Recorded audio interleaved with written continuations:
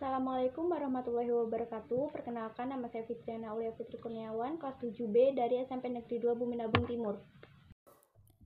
Jaringan. Ilmu biologi yang mempelajari jaringan disebut histologi.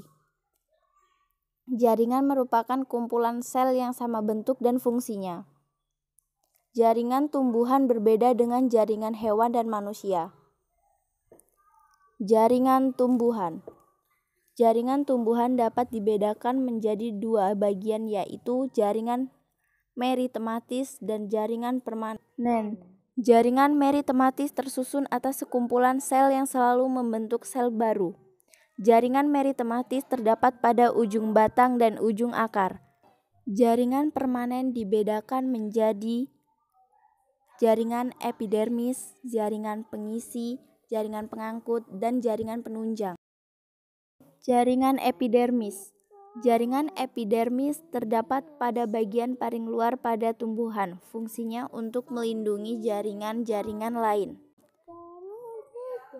Jaringan epidermis terdapat pada akar, batang, dan daun. Jaringan pengisi. Jaringan pengisi atau penekim terdapat pada daun, akar, dan batang. Jaringan pengisi yang terdapat pada daun berfungsi sebagai tempat fotosintesis, dan yang terdapat pada akar dan batang fungsinya untuk mencadangkan makanan. Jaringan pengangkut. Jaringan pengangkut berfungsi melakukan pengangkutan zat-zat ke seluruh bagian tumbuhan. Jaringan pengangkut terdiri atas siler atau pembuluh kayu dan floem atau pembuluh tipis. Xilem berfungsi mengangkut zat anorganik dari akar ke daun untuk diubah menjadi zat makanan. Dan floem berfungsi mengangkut zat makanan hasil fotosintesis dari daun ke seluruh tubuh tumbuhan. Jaringan penunjang. Jaringan penunjang berfungsi untuk memperkokoh tumbuhan. Jaringan penguat ini terdiri dari sel kolonekim yang dinding selnya mengandung selulosa, dan selekirim, yaitu sel-sel mati yang dindingnya sangat tebal. Jaringan hewan.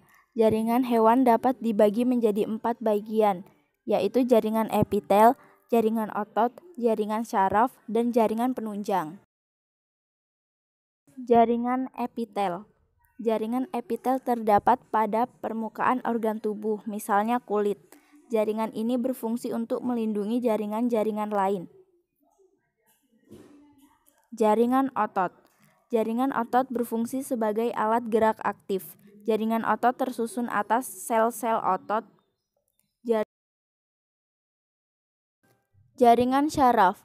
Jaringan syaraf berfungsi untuk mengendalikan seluruh kegiatan tubuh. Jaringan syaraf tersusun atas sel-sel syaraf yang dinamakan neuron.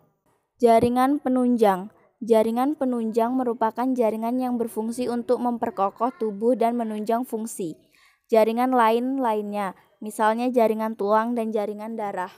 Sekian dari saya ucapkan terima kasih dan wassalamualaikum warahmatullahi wabarakatuh.